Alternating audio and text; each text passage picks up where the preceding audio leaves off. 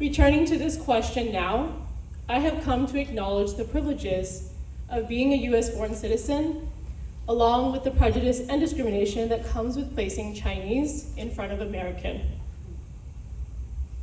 In an essay entitled Beyond Land Acknowledgements by Chelsea Vowell, also known by her Cree name, Apetual Gizan, states, moving beyond territorial acknowledgements means asking hard questions about what needs to be done once we're aware of Indigenous presence. It requires that we remain uncomfortable, and it means asking concrete, disruptive change. How can you be in good relationship with Indigenous peoples, with non-human beings, with the land and the water? Before I even talk about the dance that I dance, I need to talk about the land that I dance my dance on.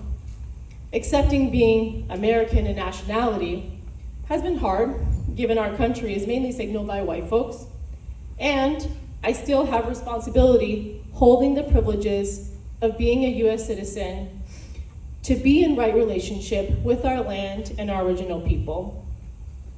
To be born in the United States is to recognize that this country was formed in the wake of genocide of the peoples indigenous to the land, and that there has been no formal acknowledgement by the US government of the genocide of Native Americans, nor any reparations, compensations, or land back offered as a result of this very intentional tragedy. Tonight, we acknowledge that we are standing on the occupied land of the Munsee Lenape and the Canarsie.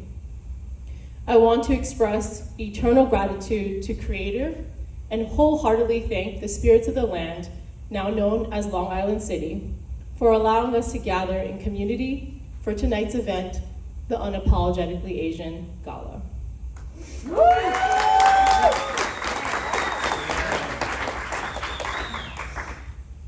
As I reflect back on my many years of dancing, I ask myself, what does unapologetically Asian mean today in 2024?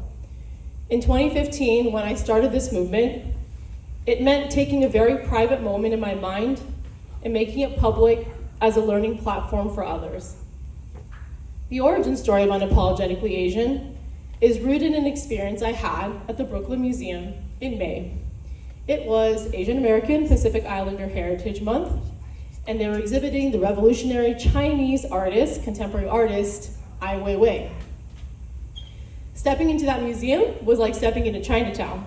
I had never seen so many people that looked like me at a Target for Saturday. And the first thing I did in my head was apologize for us taking up too much space. The second thing I did, pretty soon after, was realize there was nothing to apologize for. And it was in this instance that I committed myself to a journey of deconstructing why this specific apology wedged its way to the surface of my consciousness. And thus, the Unapologetically Asian movement manifested from this self-work. As with many, the pandemic alone changed me from my very core. Layered on top of this global health experience were other experiences that opened my consciousness up about this movement I had started.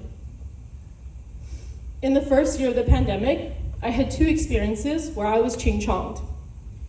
In one instance, a man was holding his dog on a leash, and while the dog lunged at me, the man said, "Get that chink." In another instance, I passed by someone who ching-chonged me in the comfort of their own car with tinted windows. And in both instances, I was going for a run, an exercise not just of physicality for me, but of bodily liberation. And in both instances, I retreated very deeply inward from the psychological impact of the bigotry I experienced right outside of my own home. In the second year of the pandemic, I returned home, finally, to visit my parents during Thanksgiving weekend. My hope was that after not seeing each other for 2 years, we'd be so relieved to finally spend time together that we wouldn't revert back to old toxic patterns. Lo and behold, my parents re-engaged me in the same dynamics that were the building blocks of my developmental trauma. They chose their most hurtful words to linguistically disown me, and I was left emotionally devastated, only to cut my trip short, vowing never to return to my childhood home. And I have not since.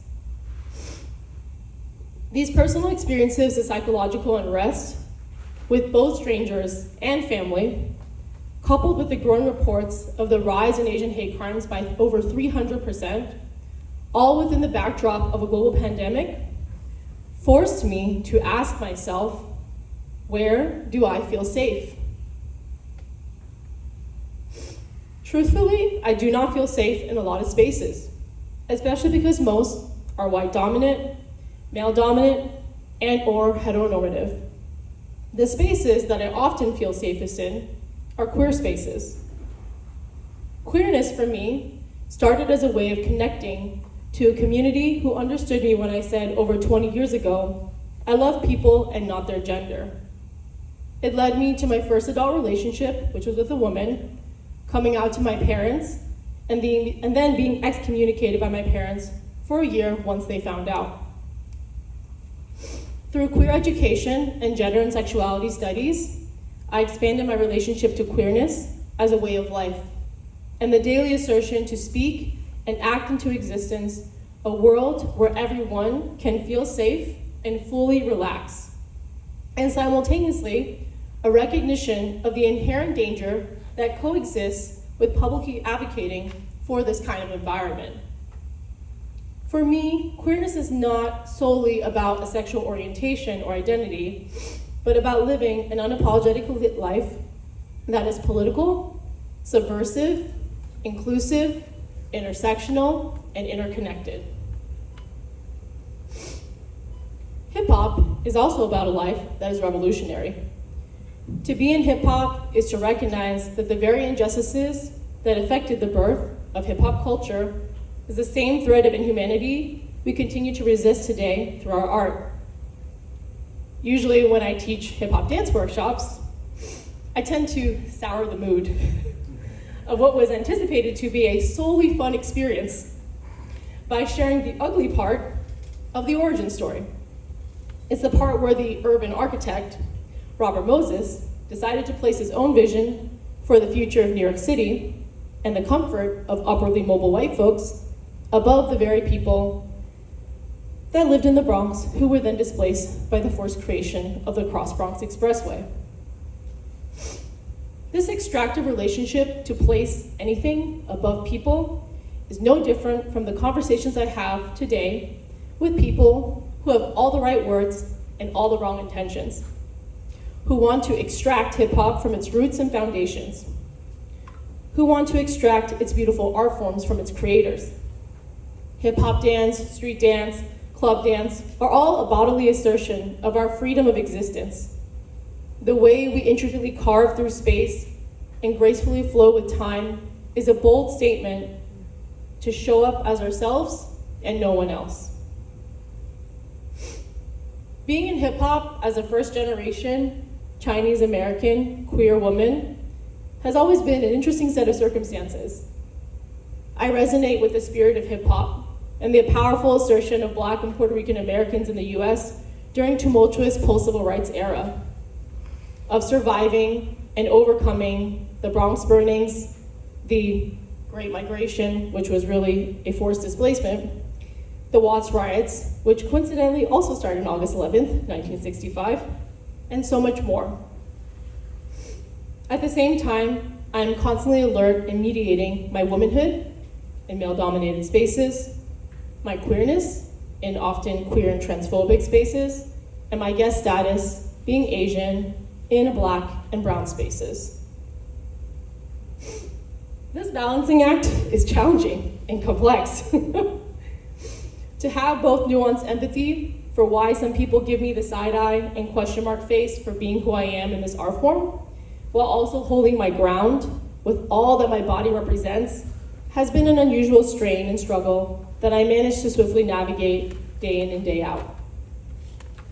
I fight for myself and for anyone that represents a sliver of the many intersectional identities that are within me.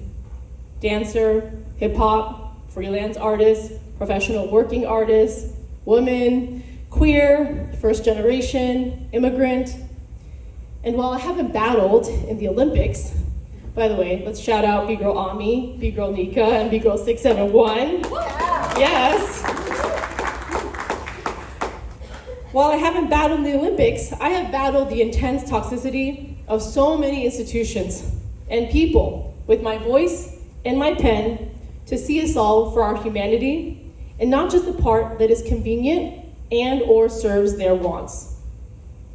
I've done my best to speak from a place of educating and not berating, from a place of communicating and not canceling, even when people have berated and canceled me for being a threat to their myopia. Ursula Wolf Rocca stated, "It can be overwhelming to witness and experience and take in all of the injustices of the moment. And the good news is that they're all connected. So if your little corner of work involves pulling at one of the threads, you're helping to unravel the whole damn cloth." For me, being unapologetically Asian is a deliberate choice. It is everything I always wanted to be, but had immense difficulties ever imagining myself to be. No amount of black eyeliner, bubble tea, peace signs, BB clothing, soup noodle bowls, clueless white boyfriends will ever measure up to the intense need for us to critically and actively define how we move as Asians in the US. My goal in centering Asians is not to drown out other movements or cultures, but to be an example within my cultural identity of what it can look like to show up as your full self in everything that you do, in everywhere that you go, and in everyone that you meet. It's about recognizing that many cultural and social movements in our world are interconnected by the pure desire for humanness and a revolution towards a world that is more just and inclusive. Being Chinese American is not a part of me. It's all of me, my DNA, my blood. My English name is Yvonne Huatin Chow, and my Chinese name in Mandarin is Zhou Wei. Centuries back, my father's family chose the beginning names of each generation. Our names were predetermined by family members we would never meet. Hua is a verb that means to become.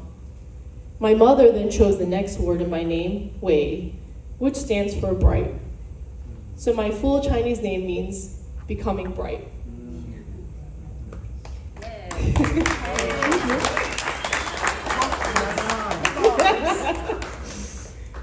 As such, Unapologetically Asian is a living up to my family given name, my life manifesto, if you will, a conceptual child I birthed from my own self-work to uniquely carve out my role as a leader in hip-hop, dance, and beyond.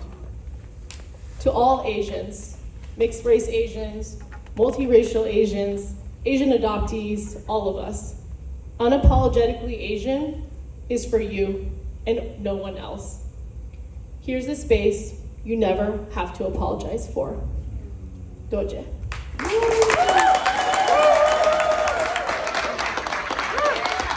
Give it up, give it up, give it up.